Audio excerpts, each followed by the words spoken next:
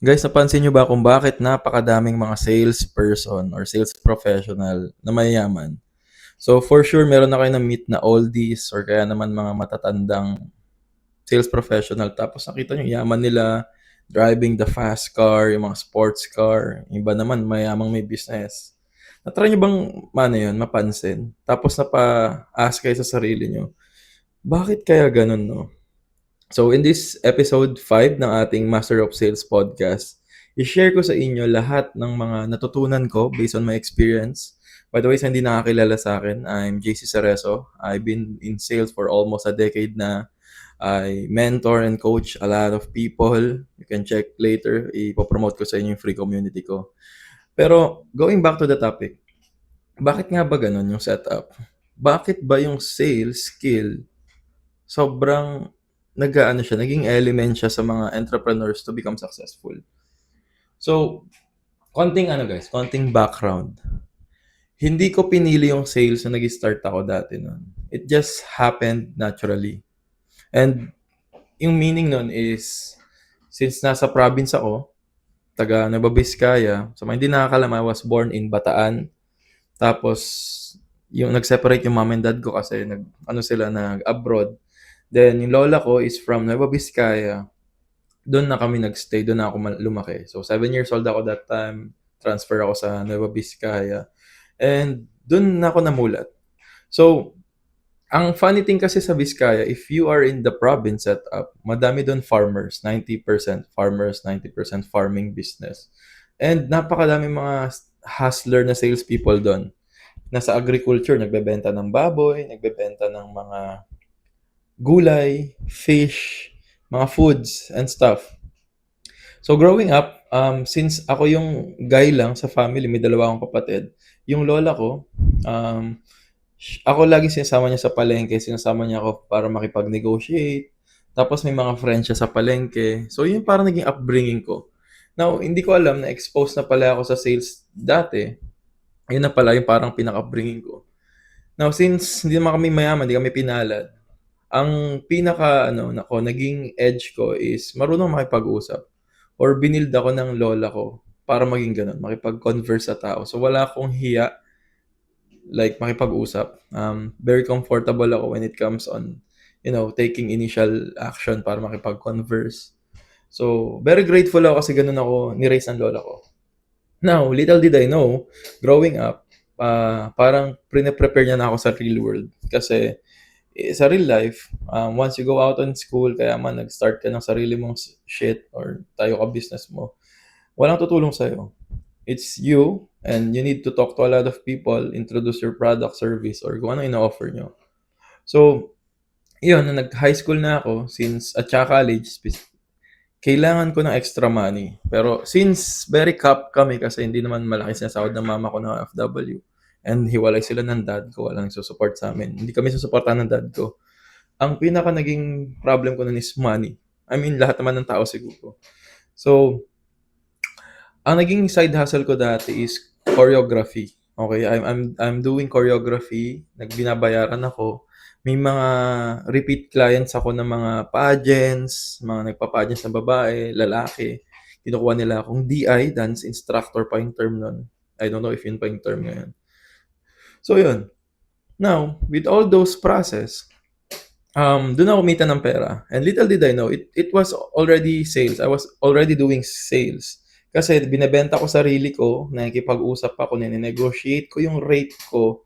Tapos, nagbibuild ako relationship. So, ayun. Now, nung fast forward, naging career ko na siya later on and na-realize ko na okay, lahat pala ng ginagawa ko is all about sales. And I'm pretty sure sa inyo nakaka-relate kayo ngayon dito. Now, bakit ko sinishare sa inyo to? Kasi guys, believe it or not, sales is everyday. Lahat tayo nakikipag-usap sa tao, lahat tayo communicate, nakikipag-negotiate, whether if it's money or anything else, lahat tayo nag-outreach ng tao. Hindi lang natin napapansin. And kung iisipin nyo guys, sa pinaka-modern, modern time from prehistoric, isa lang ang skill na meron ng mga tao na nag-evolve and will always be needed or required para makasurvive tayo, and that is communication. Kasi nga 'di ba, no man is an island. So, if hindi ka marunong makipag-communicate, hindi ka makakasurvive. Kahit extreme introvert ka, okay?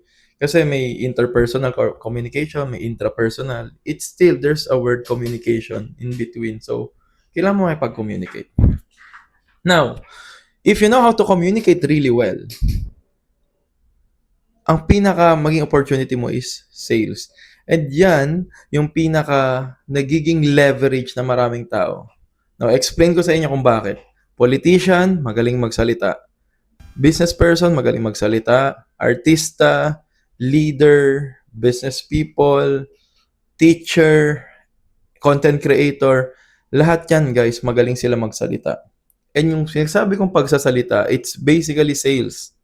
Marunong sila magbenta ng idea, ng product, ng service, ng thought, ng vision, ng sarili nila, kaya tinatangkilik sila ng tao.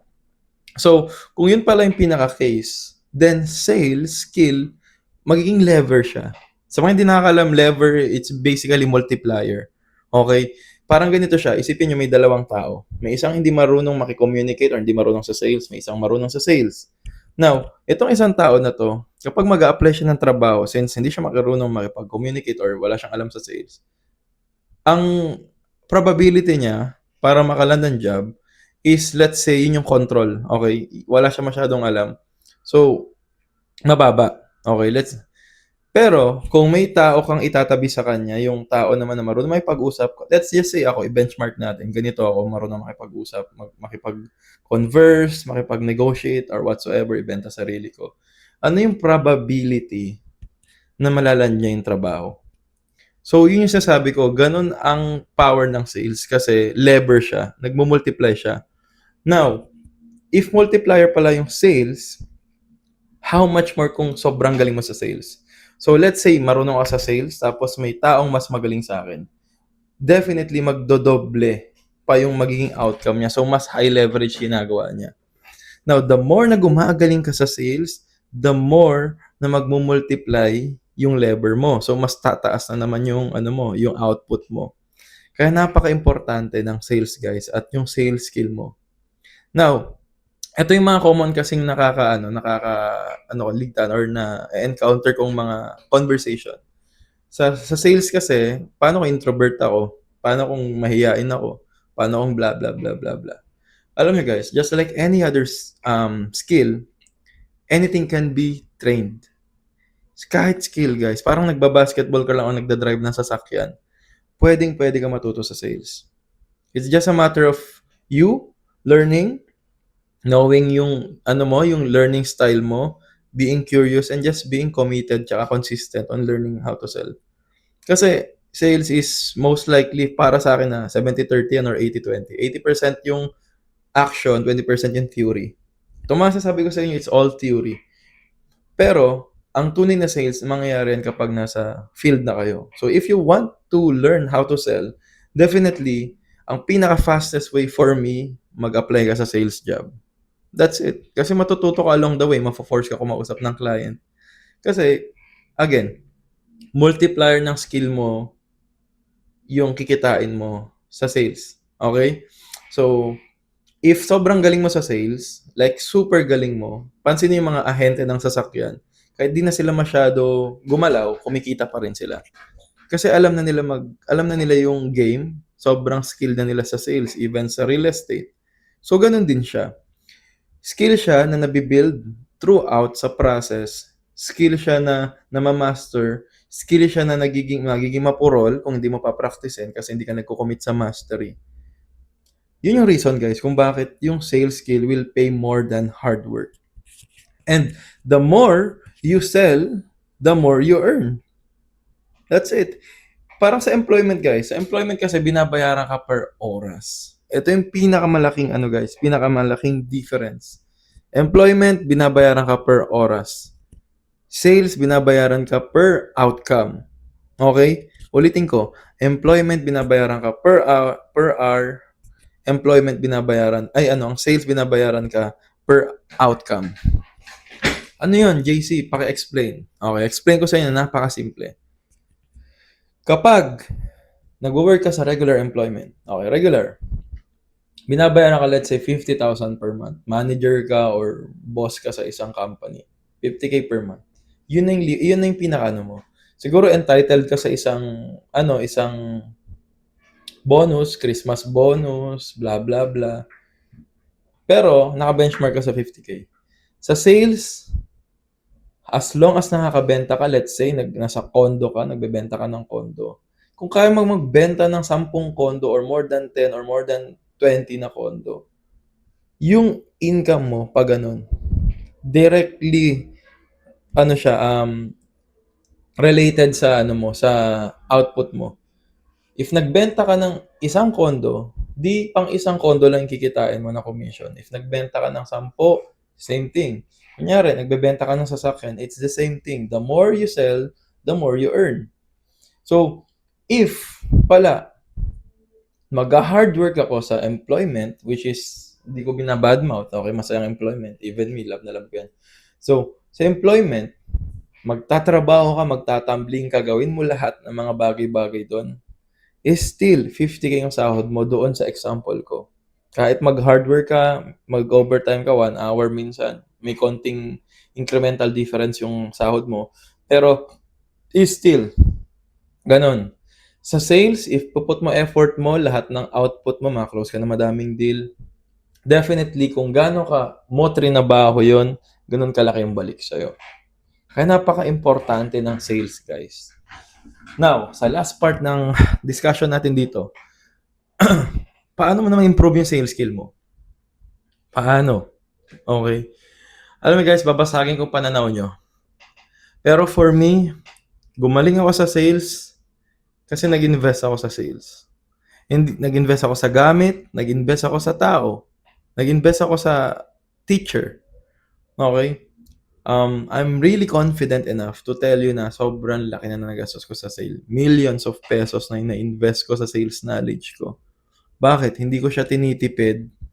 Kasi kapag the moment tinipid mo yung skills mo, parang tinipid mo na din yung income capability mo or yung potential mo para kumita ng pera.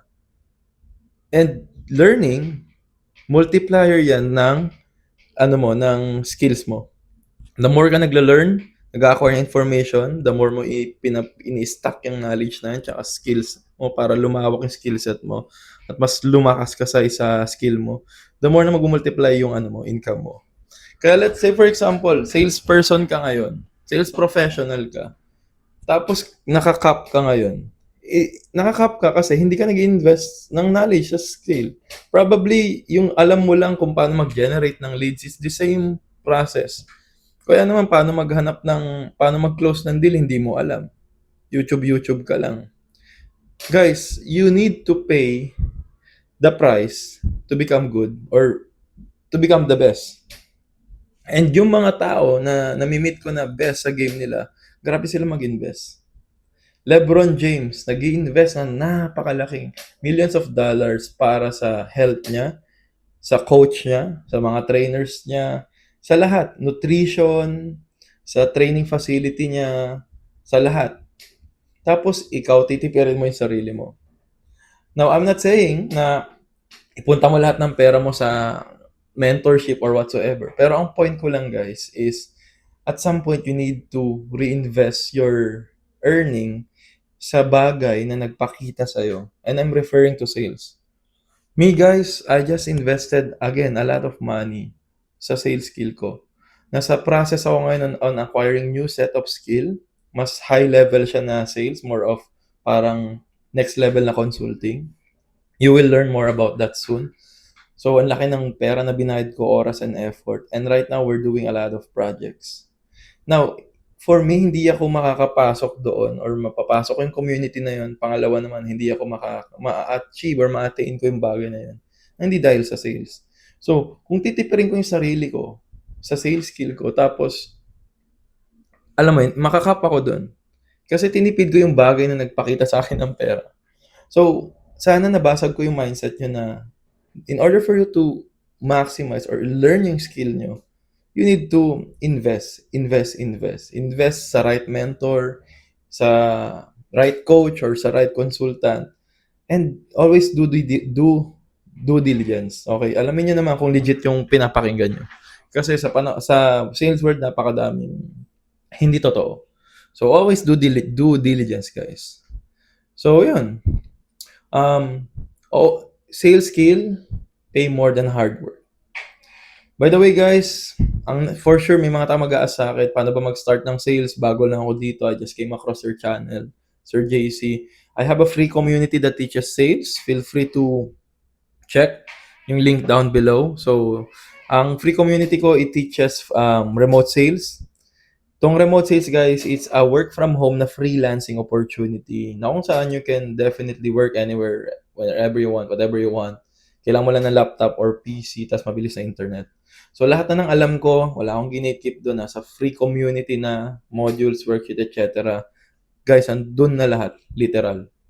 Wala akong masyadong i-upsell sa inyo or i-downsell. Definitely, I will be posting some workshops, pero it's a low-ticket workshop. Di siya sobrang mahal. I'm just doing it for my advocacy para mas ma-educate ko yung mga Filipino sa sales.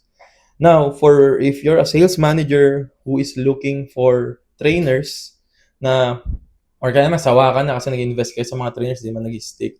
Guys, I also provide sales training sa mga corporate.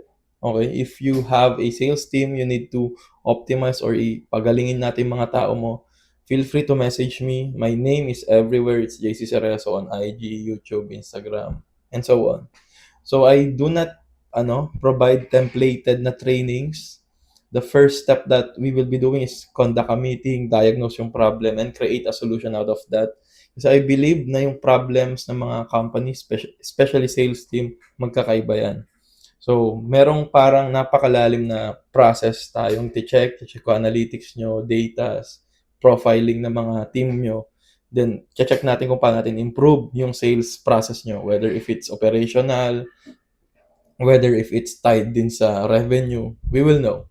So, if you are looking for someone na magtuturo, magte-train sa sales team mo, feel free to message me. Now, if you're someone naman na nasa sales ka, you need direction, you need someone na ano ba yung magandang next step or a mentor, you can definitely message me also. So, yun lang. Feel free to DM me, guys. Huwag kayo mahiya. If matutulungan ko kayo, I'll definitely tell you na, okay, I can help you. If not, probably if I know someone, I can, alam niyo yan, i-refer you to one of my colleagues. So yun, guys. I hope this episode nakatulong to. And I'll see you soon. Peace.